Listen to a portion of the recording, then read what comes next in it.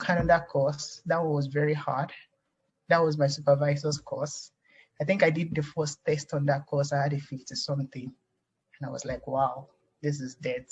But then I told myself that I was still gonna, I have no choice, right?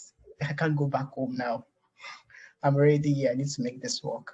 So in the finals, I ended up getting a B plus in that course, a B plus, but that B plus was like an A plus for me because it was really hard and that was the best I could do. And that's another philosophy I have. I'm in no competition with anybody. I just try to better my best. So your success, I'm happy for you. My own is that if I got an A last semester, this semester I should not be worse than an A. So I keep trying to better my best. That's what I just try to do. So yeah, I was doing all those courses and the courses were coming out fine. Then I now realized that, oh, there are so many opportunities here in this Canada. There are a lot of scholarships if you just have good grades. And hey, I didn't know. And okay, there's also something I left out. I used to volunteer a lot. One of the things that I realized that one of the things that gives me satisfaction is seeing ways I could help people. Like maybe, probably it's all back to how I grew up and the kind of environment I came from and the number of young people that they have, the kind of privileges I had. And the little opportunity I had was what kind of helped me to kind of say, live that sphere. So in a way, I tried to help as many young people as I could. So back in OA, since from OAU days, I've been volunteering. We didn't see it as volunteering then. We just saw it as we being a member of different organizations and just doing stuff. Yeah, so I was working with Children Evangelism Ministry in OAU. I think I worked with some other groups. Then in South Africa, I was part of Adopted School Program. I was part of Shoko Education, where we go to the villages to just teach young indigent children, just help them, children, the Black communities, the poor kids that couldn't get admission into university, that struggled with maths. We organize math clinic, just teach them. All these things were volunteer things that we just do. And there's a reason I'm mentioning these things, because when I get to Vanier, I'll have to reference them later. So I wasn't doing them for anything. I was just doing them because I enjoy doing them. I enjoy to give opportunities to people and just help people. So I do all those things. When I came here to Canada, that was the first thing I tried to start doing also. I looked for ways I could volunteer. I realized that there's this program called Let's Talk Science. They teach science to school children and all. So I signed up. I used to follow them, go perform experiments in elementary schools. And you see all these young small boys and they'll be like, wow, I want to be a scientist when I grow up and stuff like that. And those things kind of give me joy. And imagine going to some of these schools and you see a Black boy, a Black African child, and he looks at you and he looks at you like, oh, you're coming from university, oh, you're doing graduate school, and it's just like, wow, so I can also do this. There's that belief you give to people also. And I think I experienced the same thing in South Africa because I was Black, I was African. Many of those poor indigent children in South Africa are actually from the Black communities. And they kind of see their future in you because everything they've been seeing around them is violence and all. So when they see a Black person that is also in school, it kind of give them that belief that I think I can also go to school. And when you share your own stories with them also, it's kind of, I don't know, maybe in the nearest future, one of them will even surpass the many heights and be maybe a president or whatever. But I was just sowing my own seed. So yeah, I was doing all that. So that was the little distraction I was giving myself. I was also very active in church. I'm going to point out why I said that also. I was very active in church. It was an opportunity for me to volunteer the kind of church I attend. So when there were opportunities for me to work with young people, I did not shy away from it. I took it up, even though it was going to add to the many hectic schedule I was having. I intentionally brought up my background in engineering and working in chemistry and all the readings I had to do. So as because some of us some people that might be listening to this might be like, oh yeah, my schedule is so hectic. And there's this thing that people give to PhDs, like, oh, PhD is so busy and everything, you don't have time for any other thing. But there are people that do this PhD, they are married, they are working with young people, they are doing many other things and they are still thriving. So I just want us to demystify that. So I was doing all that, and I was working in church also actively, very active. Yeah, I keep doing my thing. So initially, I told you I've always applied for any scholarship that came my way because I needed as much funds as I can get. So as the scholarship were coming, uh, it, I started with graduate funding, GF, graduate fellowship in the department, and I applied for the first one. I got it. I was like, oh, so I can get a funding in chemistry. Interesting. Then I applied for the second one again. I got it. Interesting. I applied for the third one. They told me there is only one you can get. You can't get more than one. But interestingly, I got three. I was like, okay, that means there was a time I was supposed to apply, but because of what someone told me that, oh, it's only one that you can't get more than one. That time I did not apply. Then I saw someone that got 2 and 3. They said, oh, because it was extraordinary, he did a lot of research. And so that means you can apply for 2 now. It's you that just choose not to apply because you thought you were not good enough. And don't worry, me, I will keep applying. Let them reject me, it's fine. So I took time out to apply, and I was getting it, and it started building up the confidence in me. So one of the things also I think when you go abroad also, it's good to have a community, and my own community was church, and that was where I was able to ask enough questions from people. Because in school, the story they told me was, oh, you need to have finished your PhD, your program, and work for a year before you can get your permanent residency. But then I saw someone in church and told me that, oh no, so far you have worked before for a year or two, you can actually apply for this PR thing. I was like, so this story they are telling me is different here. This one they are telling me is different here. Okay, like I told you now, I'm a serial applier. So I was like, okay, let's try this PR thing. So I got a PR to the glory of God in less than a year, after a year being in Canada. So my status changed from just students, for just normal international students, to a permanent residence. So there were other funding that started coming in. For instance, there was this funding that is British Columbia Automobile Association. The reason I applied for that scholarship, the funding was just $1,000 for it to be given to one person that is working in the field of renewable and clean energy. It was very competitive. And even though it's $1,000, I applied for it, not because of the funds. Maybe that's a lie. The fund is also important. $1,000 is not small money, at least to pay rent and buy groceries. So it was the fact that it says a story, if you get that kind of award, that among all the people working in clean tech, you are the one they choose. So I applied for it, and to the glory of God, I got it. And I think I applied for my tax. My tax, there was this caveat that was put on my tax. They were like, oh yeah, the university would only give people that don't have TA or RA jobs. So those are the people they would give. So that way that cut me off partially because I was on RA then. But then I was like, the application is free. All I just needed to do was write why I should be given this scholarship. So I was like, let me write it, let them reject me. At least I will make the person reviewing it do their job. So I applied. Interestingly, I got it. I was like, how did I get this thing again? I was not supposed to. But then, if I had not applied, I would never have gotten it. So I applied and I did get it. So it all now came down to Vanier. And that I would say till date, that is the most stressful scholarship I've ever applied for.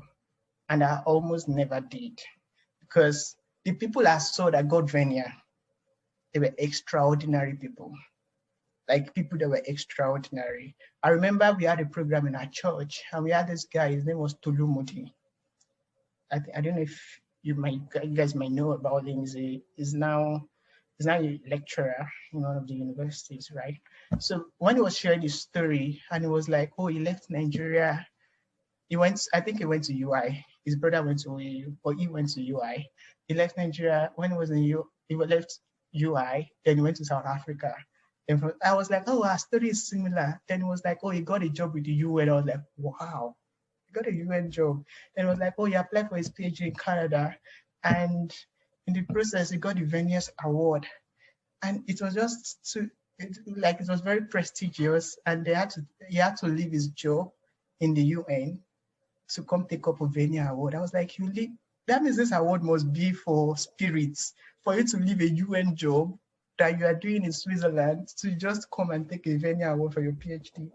So that's when I started thinking about the award, and I wrote it on my wall that I was going to win the award and I was going to get the President's Scholarship. I didn't know I was going to get it, but when the application came open and I saw all the things that I needed, you needed leadership, you needed academic excellence, you also needed research potential. Then I looked at it. Oh, when I was in South Africa, someone told me not to write paper, but I did not listen. So I have some papers. That means I have research. Interesting. I looked at all the research I had published. When I came here I started working on a few things. I did some interesting work here that God helped me with, and we were able to publish 1 or 2 papers. So I realized I have like 7. I was like, I have research. Oh, yeah, okay. They said leadership. Leadership. What is this leadership? Oh, you must have volunteered. You must have worked in some leadership capacity. I was a leader in church now. When they say, we make you the leader of this, I accepted it. I did not reject it. So this is leadership. I was I was vice president of young adult and singles ministry in my church. I was working with the teens. I was the president of the Boys to Men group in church. Then all those volunteering things I did in South Africa. I did Let's Talk Science. I realized that there was quite a lot of them. Those things I was doing just for doing sake, not because I was expecting anything in return. And they said academic excellence. Oh, God helped me. I had a first class in OAU. I had distinction in my master's. Interesting. But my courses, I've had a B. They say you must have all A's. I have a B. My CGPA is not as strong. I didn't have all A pluses because I saw one guy that applied. He had A plus in all his courses. So I was like, I think I'm not qualified for this because the academic parts, I don't have A's because you must have had A's in all your courses. I didn't have A's. Then I didn't want to apply. But then I remember then there was NSEC also for engineering students. So there was NSEC, which was like, I think 30K. Yeah, I think it's 30K or 15. I'm not sure of the amount now, but there was NSEC and there was Vanier, and both of them used to come out together. So I was telling my supervisor that, okay, I'm applying for these scholarships, and he was like, Vanier is too competitive, that I should not waste my time with it, that I should just go and focus on NSEC instead. I should not waste my time with Vanier. But then I remember that when people have told me not to do something, I try not to listen to don'ts. If you tell me not to do something, that's when I'll try to do it more. I just see it as a challenge, and you're challenging my God, right? I see myself that I'm a child of God, and being a child of God, I'm being diligent and doing everything. If it is God's way for me to work out, if it is not, I learned something during the process. So it's never a waste. So I decided I was going to apply. So I started writing my essays. They said I needed leadership references of where I've shown leadership. And they always advise that if you are doing if you are for your application for Vanier, it's good to speak to directors of big organizations or government officials that you have worked with to write references for you in your leadership statement. I didn't work with any leadership. I didn't work with any government official. And all the organization I worked with in Nigeria, I don't think people will still be there that will still know me as much as they should. The most current one I had was my church. Interestingly, the people I had to write reference letter for Vanier scholarship was the youth pastor of my church and the head pastor of the church. Those were the people that wrote my reference letter for me. So what I just did was that I just shared all my story. I shared all the story there, and yeah, I submitted it. And when I submit, one thing I do again after application is that I prepare for the worst, but I expect the best. Some might say it's not fit, but that's the way I've always worked. So when I apply, I prepare for the worst. The worst case scenario is I don't get it. So I don't make plans ahead, like, oh, if I get this scholarship, this is what I would do for it. No, I don't make all those kind of plans. I just apply. And if there are other things that are coming in, I will not say because I've applied for this, I will not apply for this. So after I finish applying for Vanier, I now applied for NSEC. Peradventure, that one did not work. Let me also try NSEC. Peradventure, that also did not work. At least I'll still be fine. I will not die. I've survived without that. So that was what I did. And funny enough, they sent me, and there was, okay, I spoke to one or two people that received a scholarship. I got some help from them. They kind of guided me through some of my essay, but that was after the university nominated, because they said the university will have to nominate you before you go to, and that was almost one thing that kind of wanted to cut me off, because I feel like this, I'm black, I'm African. These guys, they will just cut me off. They will think I don't have chance, especially looking at that I've had a B in one of my courses. I don't have all A's like many of the other people that would have applied. So they will have cut. I feel like these guys will just cut me off. I was like, okay, let me just allow them cut me off. So I sent in the application. And interestingly, I got a mail. They said you are moving forward. Moving forward to where? They are sending you to Ottawa. Ah, okay, interesting. It's getting more interesting, though. That's when I now they now sent my essays back to me that I should review before I resubmit again. That was when I started looking for help. Then I went online, spoke to a past caller, Tomiwa. His name is Tomiwa. I think he got it in 2020. So I asked him to help me with my leadership statement and all. He gave me a few tips also. I added that to show that you are not an island also. You need help. And if people are willing to help you, receive all the help. But then be careful when people are helping you. At times, people they mean well, but in that way, they will make you distracted from your own story. Your story is unique to you. So when you send your leadership statement to 100 people, even if an emeritus professor have reviewed it, if you send it to a master student after an emeritus professor has reviewed it, and you don't tell him that an emeritus professor has reviewed it, you will still have things to change. So people always want to change things. So in the changing of things, don't let them change your story for you. Let your story be your authentic story.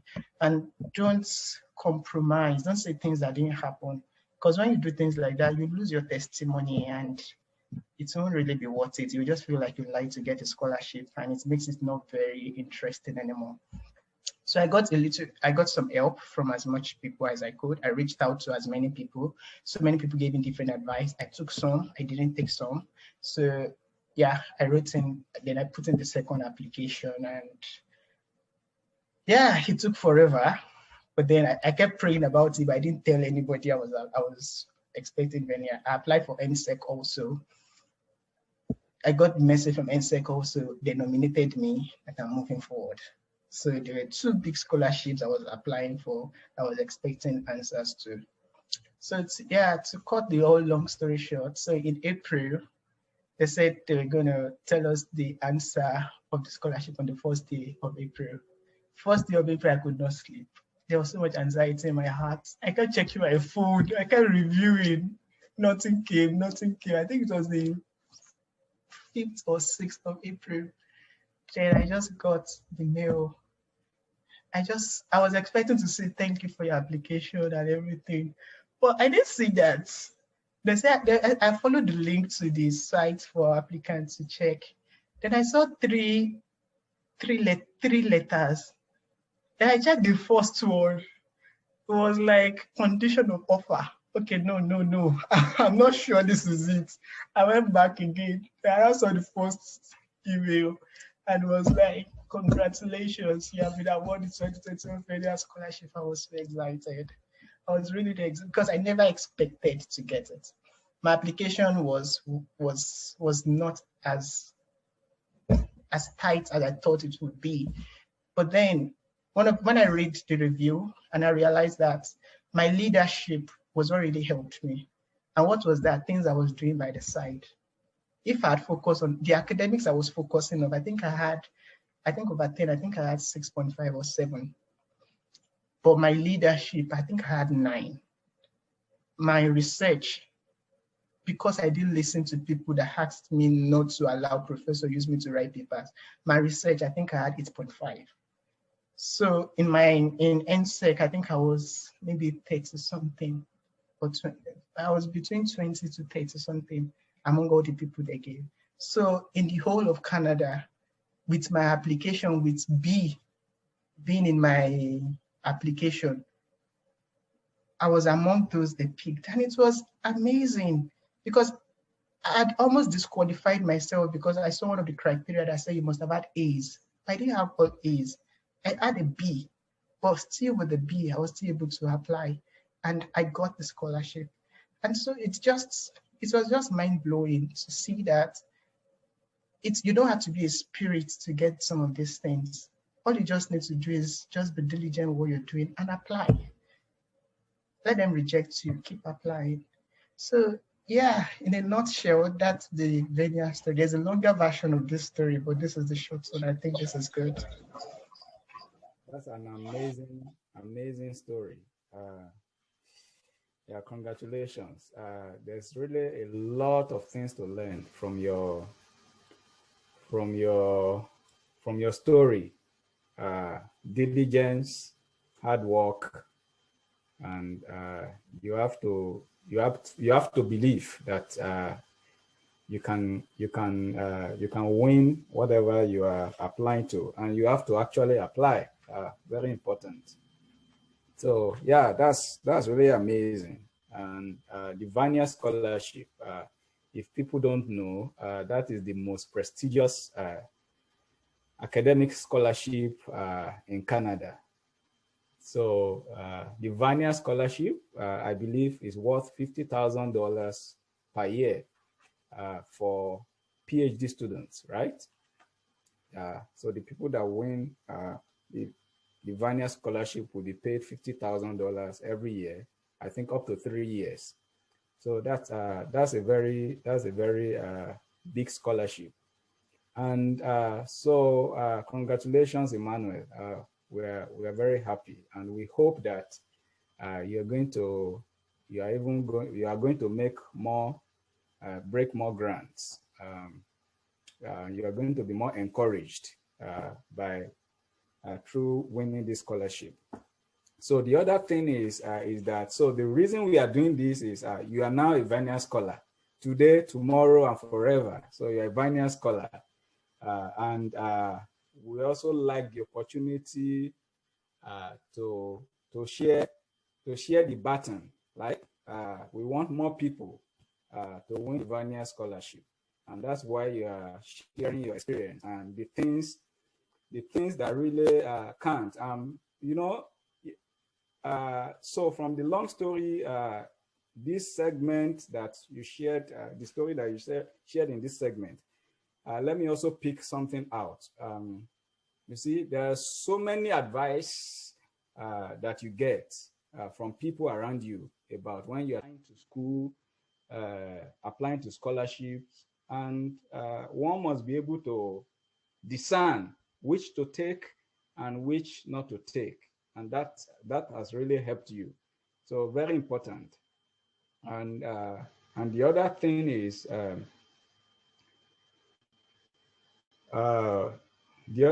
that we want people to believe, for example, that they can win scholarship at the level that you just won the scholarship. And I would like to ask, so the Vanier scholarship, how often do they ask for people for application? Like how often is the scholarship? When are you expected to apply? When maybe just shed more light now, focusing on like others that we think maybe by sharing your story they can make use of the information and try to apply. So I believe that you just won the Vanier scholarship, but you applied like about a year ago. So for people who want to win the next round of Vanier scholarship, perhaps there are new call for applications for next year. What are the where should people go to? What are the things that they should be preparing? And just before you start, there was one thing I wanted to say while I was talking about getting advice from people. So it's not all about academics. right? That's what I can get from your story. It's not all about the academics. You can see that even the academics, perhaps, is not what gave you the scholarship. You had high score in your leadership, which you said it was even your church pastors that wrote you the reference letters for leadership, and then the other aspects. So I always want to also encourage people. Uh, you might not have like a sterling academic record, but usually in Canada and in this part of the world, it's not only your academic record that matters. It matters, but it's not the only thing that they look at. The application is like a package. So, like the Vanier scholarship that you've told us, there's a whole segment of leadership. There's a whole segment of academics. There's a whole segments like that. So even if you're weak in one area, you can focus on the other areas. So, for example, someone like you, if you've focused on your academics and you're trying to find a way to polish it and all of that, and you neglect the other areas, perhaps you wouldn't have won the Vanier scholarship. But use summoning the courage. You try to emphasize those other areas, and I think we discussed that you were giving those things that you did really paid off. So just as we are trying to end our conversation, can you tell us about the next round of Vanier scholarship? What information do you think people should have, and how you will advise them to approach it? Thanks, Kole. So the new rounds of applications have already begun, actually. So it started in July. So applicants can apply from July, I think, up onto, so different universities set their end dates. So my university end dates was, I think it was September. So you can apply from July upward to September, because you needed to be nominated by your university. So even though you apply on Vanier website, right? You go to Vanier website, then you choose your nominating institution. So the university that you are going to affiliated to. In my case, I'm in Simon Fraser University. And I think that's one thing I also wanted to mention earlier, that even when you're applying for grad program, applying to school, I was this guy that I always wanted to go to the big name school, but later on I learned that it's not really about the kind of school you go to, it's about the kind of research and the supervisor you work with. So the Nigerian thing is we are used to names. Names don't really matter, especially in this part of the world. All that matter is your kind of research. For instance, I think getting the Vanier scholarship is an attestation to that. People don't look at the name of the school. There are some students that got the scholarship and I looked at their school. I've never even heard of the name before, but the research they were doing was what's really paid off for them. So that being said, your school needs to nominate you.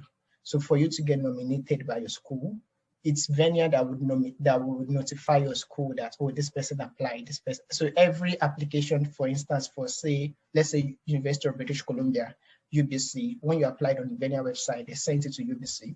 So UBC review from their internal review panel, and they pick the ones they're going to nominate. So every school has a quota. So you can see all these things on Vanier websites. Vanier scholarships websites. You can always just Google it and see it on their website.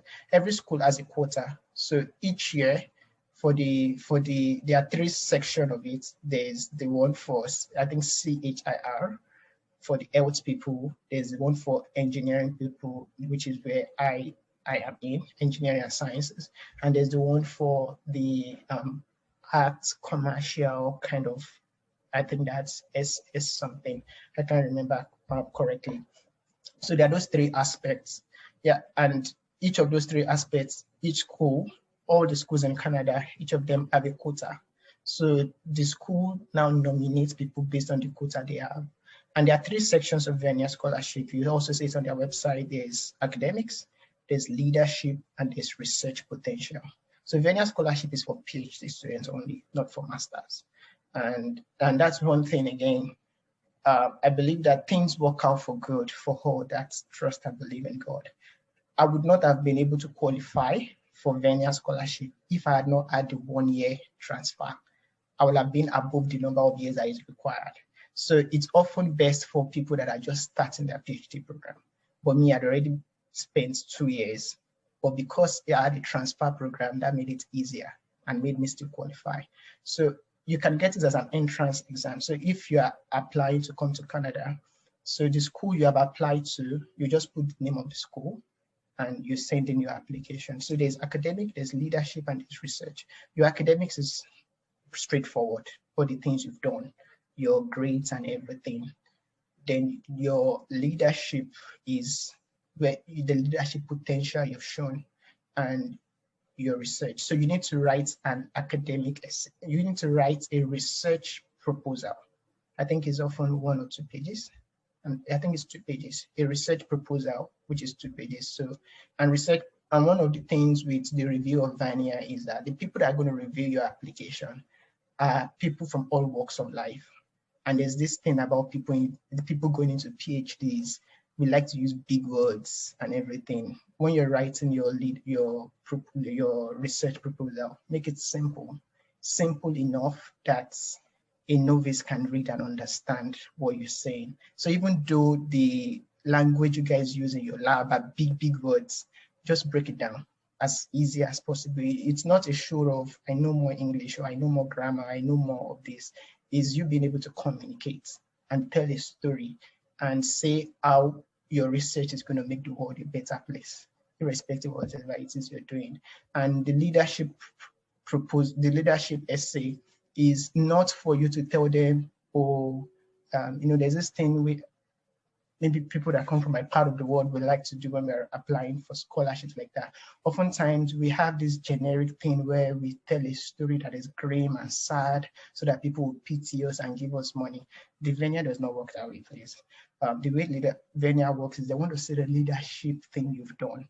So even if you're writing your essays and everything you're writing, try to put it there like, oh, this was the why, the when, and the how. So you're saying a story. Let's say I was able to help.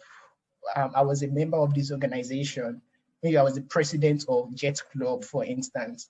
So the things you need to consider when you're writing your essay, your leadership essay is, when you were the president of a Jet Club, what was the condition before you became the president? What did you do when you were president? What impact did you have? So let the how, the why, and the when, let them come out there. Let your story come to life. Don't just say I was this, that. So your leadership essay should be like a big view into your life and all the leadership potential you have. And your references, you need 2 academic references from the academia, and you need 2 leadership references. So people you're going to put in their names as leadership reference. Like I intentionally mentioned that there were 2 pastors that weren't the biggest people in the world. But then the things I wrote in my leadership essay, they knew when I was doing those things. They knew when I was doing those things, right? And they were able also to attest to it. So don't just go and put maybe the president of your country. There are people that have president of their country, write them reference data for Vanier. Don't just go and put it like that. Someone that doesn't really know you will just say, when people are saying generic things, it's hardworking, it's this, that generic stuff. But let them be specific. And if possible, you can ask them to send you the leadership essay, because they will actually send it to you, upload it yourself. So you can, when they send it to you, when you read it, you're like, oh, is this thing generic or is it specific? Like, oh, you wrote in your leadership essay, you were the president of Jet Club, and the person that is writing your reference is the director of Jet Club in Nigeria or in Ghana or in America. Is it mentioning the things you said you did? Excuse me, you should mention those things in your leadership essays. And your academic essays, I don't think you get to see that. Your supervisors will fill that in by themselves. So I use my master supervisor and my current PhD supervisor. And I think I've answered pretty much most of the questions asked. Oh yeah, and concerning Vanier, the Vanier is great and awesome. There are also other scholarships also. But when you get the Vanier, you can't hold NSEC. So I got Vanier and I got NSEC. But because I got Vanier, I had to reject NSEC. So yeah, my school has a maximum cap. You can't get beyond $50,000. After $50,000, you can apply for any more scholarship. So the beautiful thing about Vania is that my serial application life has ended because I can't apply for any more anymore because I've reached the peak.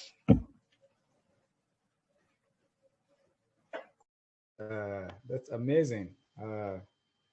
Yeah, thank you very much, Emmanuel, for sharing your story. And I hope many others will be encouraged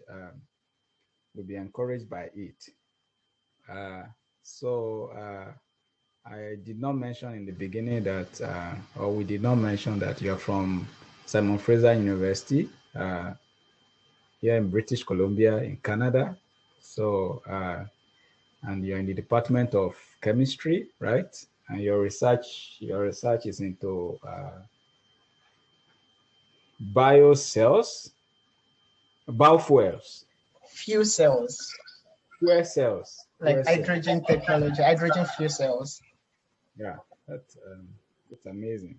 So we hope that you make judicious use of the scholarship, and we hope that you will make groundbreaking discoveries. Um, yeah, that's great. So I'm just nearby. Uh, so I'm here at the University of British Columbia, and just there in the Department of Physics. Yeah, although so I have a kind of similar story as to, finding yourself where you did not plan to. So I also did. So I did. We call it physics and electronics at the University of Lagos. We call it physics and electronics. So I did physics and electronics, and then now I do basically biology, although using the principles of physics. So, but I can tell you that that was an accident, if you ask me. But yeah, thank you very much. I hope we can talk again about scholarships and how we can help people, at least with the information is everywhere, but at least experience, sharing information from people who have actually experienced, you know, the going through the process and winning some of these scholarships is always encouraging. So, do you have any final thoughts that you want to make? Well, I think I've said almost everything. But yeah, if there's anything I want to leave to people that are going to be watching this later on, is that is my anchor scripture, Proverbs 22:29.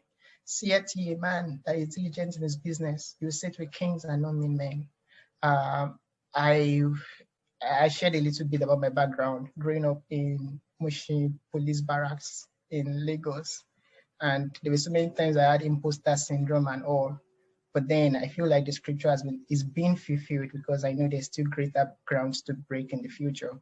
But if it's being fulfilled, there are so many times you have imposter syndrome. There are so many times you feel like, oh yeah, it's not meant for someone like me. But always ask yourself, who are you for you not to be the one in the room? Who are you for you not to be the one succeeding? So yeah, just be diligent in whatever it is you're doing. Don't compete with anybody. Don't try to don't try to do things to impress people. Just try to do your best and let it be that you want to honor God. Like let that be it for you. Just try to honor God and make God proud. Seeth he a man diligent in his business, he will sit with kings and not mean men. So I hope we all sit with kings in the nearest future.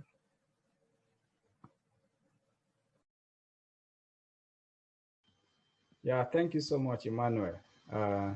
Well, I'm very, very glad that you are able to make it to chat with me. So I wish you all the best.